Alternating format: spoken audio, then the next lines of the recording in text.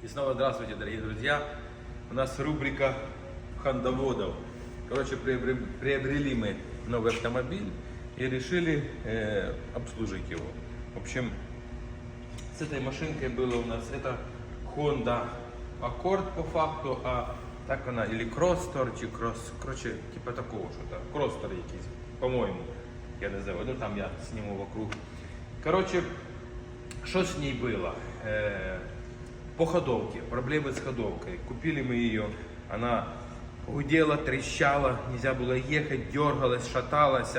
И, в принципе, что я знал, что я думал, в общем, что было приобретено.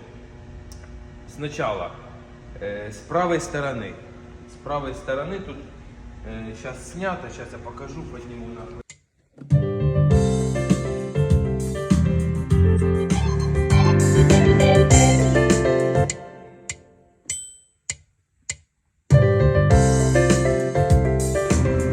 Рабочее обмундирование. В общем, смотрим, что с ней было сделано. С правой стороны гудел сумасшедший просто, был гул, стук, именно подвески. Но подвески был подшипник гудел, до такой степени был почти заклиненный. Поменяли подшипник ступичный. Потом, давай проверили с левой стороны. Вот тут у нас, в принципе, все хорошо, сальнички, все тут хорошее. С этой стороны был сальник потекший. Разобрал, поменял сальник. Поменяли тормозные диски, потому что при торможении, вот они, при торможении полностью вибрация была сумасшедшая, тарабанила. Вот они стоят, новые дисочки тормозные.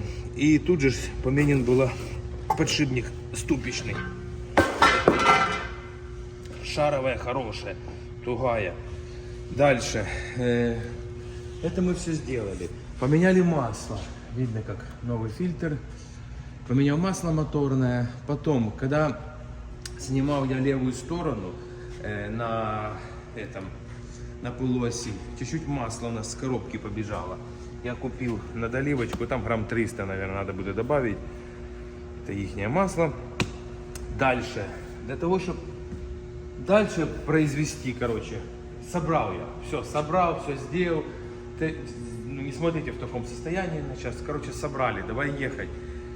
Тишина, все, не стукает, ничего, но именно когда разгоняешься и едешь на нейтралке, или вообще катишься на скорости, неважно, идеально все, тормозит, не дергает. Но когда только начинаешь наступать на газ, такие какие-то, знаете, вибрации такие, не стуки, а такие, ну, чувство начинает, так ду-ду-ду-ду-ду, начнет такие именно при нажатии, именно вибрация. Непонятно было, где, что, откуда.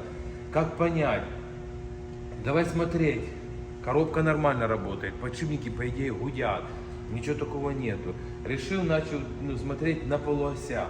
Проверял, иначе не было никакого люфта. С левой стороны тоже начал нормально.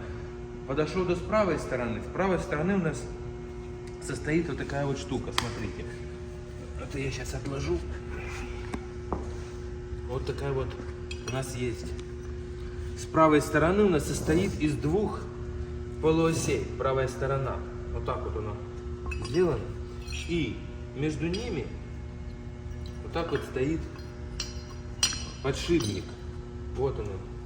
Виновник всего торжества. Видно, слышно, как он люфтит. И вот, смотрите, сюда входит в коробку. Это ответная часть. Тут прикручивается к мотору. Там же к колесу. И когда газу даешь, вот эта вся сторона вот такой начинала вот такой ходить. Вот такой ходит. Из-за того, что был тут подвесной подшипник, и он полностью был раздолбанный. Для этого давай смотреть. В принципе, тут все просто. Все просто его снять, разобрать. Не надо ничего мудрить. Где-то тут у нас потом покажу. Не надо мудрить. Просто искали в сборе не можем найти. Все оно, то там не то, то не то, оригинала. Оригинал есть, но оригинал чересчур дорого стоит, $500. Вот эта вся полностью ерунда. Отдельно вот этот именно краб нету. Короче, было произведено что? Поехали на дилерку и купили новые оригинальные подшипник и сальничек. Вот он. Новый оригинальный подшипник и сальник. И теперь наши действия. Мы берем просто, запрессовываем сюда новый подшипник. Тут такая, смотрите, вот так вот она идет. Сюда запрессовывается подшипник. Вот так вот, он легко-то даже заходил. Ну, дальше надо прессануть. Подшипник до упора, он идет до упора. Штопорное кольцо. Ставим штопорное кольцо. Поставили штопорное кольцо. Потом ставим, вот так вот переворачиваем его, и запрессовываем его на полуось, на вот эту полуось, вот так вот запрессовываем, запрессовали. Обратно же с этой стороны штопорное кольцо, поменьше чуть-чуть, ставим штопорное кольцо и наверх сальник. Все. И вот это на все в сборе. И вот сейчас мы этим будем работать и производить вот эту замену подшипника. И дальше будем интегрировать ее на машину. Но в чем прикол? Для того, чтобы снять вот эту всю полуось, надо было раскрутить. Смотрите, что. Надо было снять полностью глушитель. Для чего? Из-за того, что тут такая система, тут мотор 3.5, и вот тут именно в этой вот крюке, вот тут все оно происходит. Тут надо было откручивать, закручивать именно полуось. И было произведено откручивание глушителя, но так просто его нельзя было снять. Гайки были полностью закисшие, старые, в таком состоянии были гайки с болтами. Что мы делали?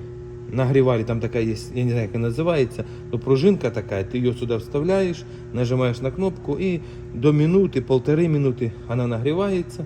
Ну, у кого горелка есть, можно горелка, нагревается, металл расширяется, прыснули ВДшки и вперед, или масло каким-нибудь, и потихоньку туда-сюда открываем и откручиваем. И в общем, вот так вот мы произвели откручивание.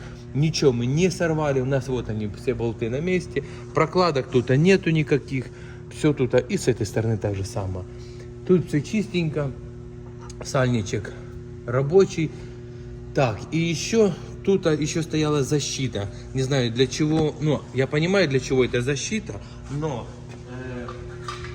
ее невозможно было. Вот она, эта защита, она защищает полностью весь подшипник, тут стоит. Но ее снять невозможно, когда все стоит тут, даже когда полуось вытащена, крутишь ее, вертишь, невозможно снять. Пришлось ее чуть-чуть подогнуть, вот это ухо подогнули, и тогда она так вышла на сторону колеса. В общем, вот такая вот процедура. Надо будет теперь ее назад. Думал не ставить, но там стоит рядом глушитель, и как раз будет нагреваться этот подшипник, и он сразу просто накроется, потому что это типа как тепловая защита. В общем, вот такие вот дела. Дальше, сейчас еще расскажу, что было сделано с этим автомобилем. Идем дальше, сюда. В этом автомобиле был отрезан глушитель. Глушитель был отрезанный, и он был замененный на, ну, таких невозможно было найти. Ну, именно бэушных, новый стоит вот этот сам глушитель $250, смысл за него платить. Была произведена замена от другой машины, тут крепления приварили другие, и с этой стороны. Тут так же самое стыкнулись, а тут дырка здоровая такая была. Вот такие чувства, иначе насрал, но нормально тут сварено. Вот с этой стороны тоже все красиво видно, заварилось все. Сошлось, и теперь она стоит как родное, никуда не девается. В общем, вот такие вот были ремонты сделанные. Дальше, что еще было с ней повреждено? Вот этот стабилизатор был, он даже видно, как тут вот с этой стороны он протер тут дырку. Вот это ухо полностью было загнуто туда. Выровняли его, ухо это. Дальше, что еще было согнуто у нас? Вот эта тяга, наверное, на Акшене, когда ее ездили, ну тут прям видно, она стер, ну хотя не знаю, короче, такие чувства, когда вилами поднимали ее на Акшене, тут погнули вот эти вот тяги, тоже выровняли эти тяги. В принципе, машинка так с виду живая, никаких проблем нет, еще надо будет резину поменять, потому что резина тоже никакущая. Ну и в принципе что, вот такая вот у нас работа сегодня предстоит. Масло поменяли, как я говорил, сейчас меняем подшипник и проверяем, как у нас будет действовать автомобиль наш. Ну, в принципе, что я хотел показать в этом видео? В этом видео хотел показать то, что может издавать такие вибрации, такие стуки. Да, я рассказал про свою машину, как и что я ей сделал, но именно посыл такой, что неизвестно, что может стукать. Кто говорил, нет, такого подшипник этот не может издавать стук. Я говорю, что подшипник на полуоси подвесной 100% будет издавать стук. Так оно и вышло. И ты его, когда он стоит на месте, ты шатаешь, иначе на месте все, иначе все нормально. Сняли правую полуось, оно все тоже стоит, там средняя часть, это на месте, незаметно, как оно. Но когда только ты снял ее, и ты краб вот это полностью такой шатаешь, люфт просто, но если только взять, то люди это до 1,5 сантиметра, ну сантиметр может, так вот стукало все. Так что это 100% это причина. Если вдруг кто думает и не знает от чего при разгоне, это одна причина из многих, которая может быть. Ну, в общем, поехали, дальше покажу, как мы делаем и собираем. Так, итак, в общем, собираем. Вот я просто взял, намазал солидольчиком, и сейчас я просто взял вот этим вот так вот, поставил ровно примерно ее.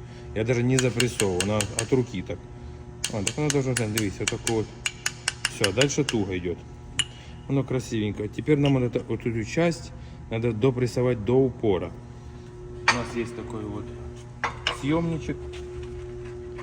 Ставим, подбираем по подшипнику, и чтобы заделаем не по внутренней части, а по наружке. Потому что если мы будем давить на внутреннюю часть, мы уграем подшипник.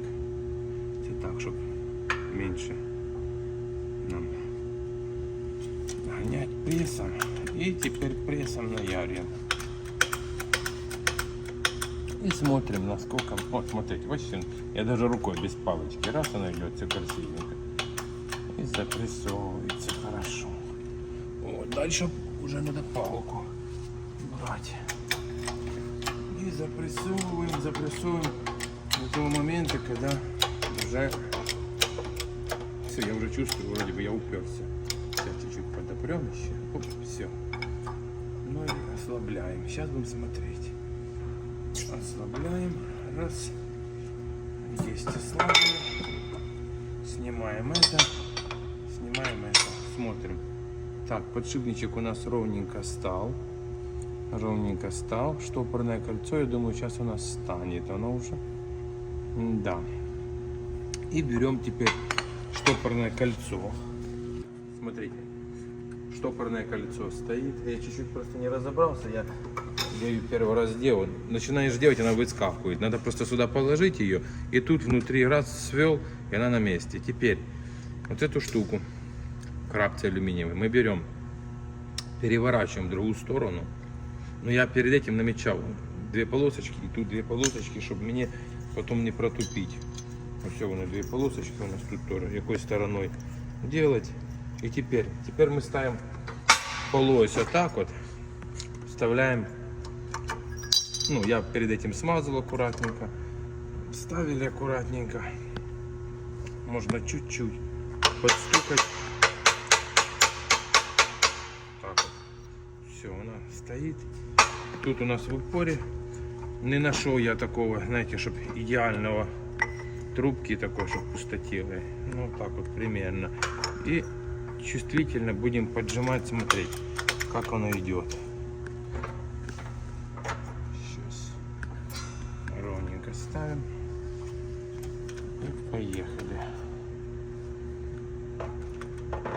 О, оно уже пошло.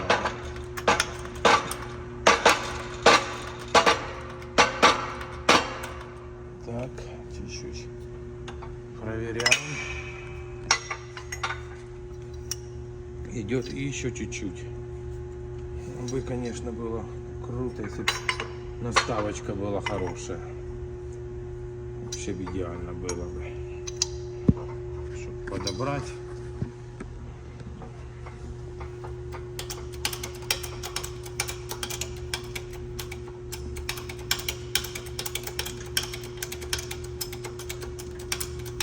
Все легко идет. Не надо мудровать ничего. Все уже до вас придумано.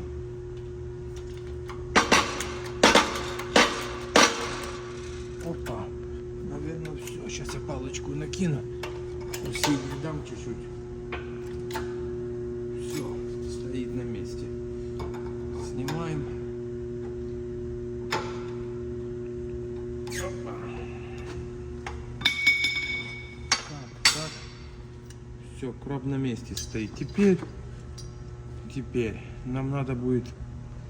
Ага, еще не на месте. Еще чуть-чуть надо поддавить. Потому что нам надо ставить штопор туда. Потому что у нас... стоит не туда. Вот тут натер. Понятно. Теперь так же самое. Я думал на алюминьке штопор ставить, а надо ставить штопор на полуоси. Он освободился. Сейчас мы его уже обратно интегрируем сюда. Потом наверх забьем. Рукой. Я думаю, тоже якось чи руками, чи как-нибудь забьем сальник. В общем, все. Покажу, как там получилось. Ну вот, смотрите. Короче, собрали мы. Вот. Тут все легко. Вставили сюда, не забываем почистить посадочные места. Смазали чуть-чуть его. Клац там. Потом тут на 3 болтах краб это держится. Так же самое на 3 болтах защита это держится. Потому что у нас тут температура. Все я посмазал. Дальше приготавливаемся. Вообще по-нормальному надо смазывать. Специально есть такая типа жидкость. Я не помню, как называется она. Короче, она красного такого цвета. Прыскаешь его, она типа защищает от температуры и не ржавеет. Но в нашем случае я смазал тоже типа температура, типа твердую смазку. Так, вот тут прокладок у нас нет, как видно, да? И теперь вставляем мы глушитель на место. И потом наживляем. И потом нам остается только с этой стороны собрать полностью. Вот тут полуось он торчит, как видно.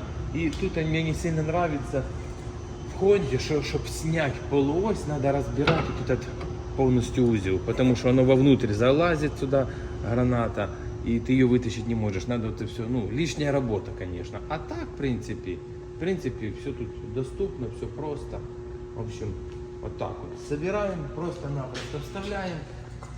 Тут сложностей никаких нету. Вот так вот вставили сюда. Ставим сюда и наживляем болтиками, да и все. Сейчас я наживлю. И тоже, кто делает некоторые, вообще надо по-нормальному менять болты. Не болты, а гаечки. Но, как я обратно говорю, в нашем случае надо ехать в магазин, надо брать их, заказывать. В общем, в Украине без проблем пришел, а тут, в принципе, на дилерке там оно, все это есть, но надо ехать. Мне лень ехать. В общем, все, наживляем, и тогда полный вперед. Так, досмотрите, поставил я новую гранату.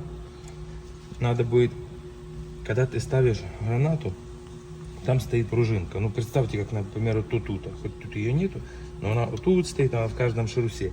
Стоит такая пружиночка, она в пазу. Ее надо поставить вниз смыканием, она так раз и вниз смыкание. Вставляем ровненько, аккуратненько. И надо таким движением, такие класс туда закинуть. Тут пружинка тугая, не получается. Я брал вот так вот. Она вообще шевелится. Я хорошо так ее нажал до упора. Сюда деревяшечку и маленьким молоточком, маленьким, обычным молотком, но только таким усилием, так, хоп, и оно так хоп и заскочило. И все, и руками засовываем. Все, засунули. Тут вот этот болт идет снизу. Мы закрутили на рычаг. Вот это идет сайлентблоки у нас, это рычаг. И я не знаю, как это, стойка. А вот это интересная такая ерунда. Для чего она? Как оно тут? Понятно, что это многорычажка. Короче, вот эта система стоит новая. Тоже. Теперь ставим мы поворотный кулак. Ставим поворотный кулак, новый подшипник, новые диски. Вот так чуть-чуть поднимаем. И сразу же, когда мы поднимаем, мы сразу же вот это чуть-чуть направляем. И тут направляем сразу же сюда. Оно легонько, так ты находишь шлицы, и он уже там. Все, он уже провалился. Все, на месте. Проверяем, чтобы у нас шаровая села. Все, шаровая у нас села. Теперь, давай наживим сразу верхний. Я не знаю, как называется. Верхний рычаг, наверное. Наклоняем его. Вот так вот вставляем и наживляем, чтобы у нас никуда не делось оно уже. Все, никуда не девается.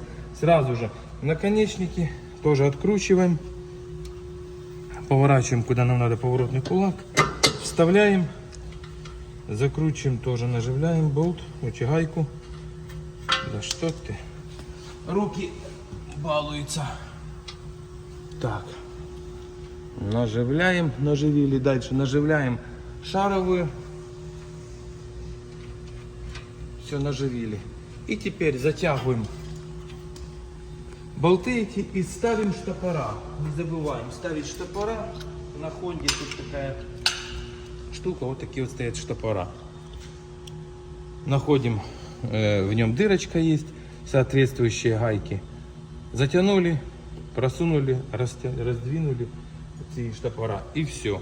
И в принципе потом собираем мы этот сам суппорт, накладочки ставим. Ну в принципе уже все к завершению идет. Ну что, ребята, вот и закончилась эпопея нашей Хонды. В общем, мы ее сделали.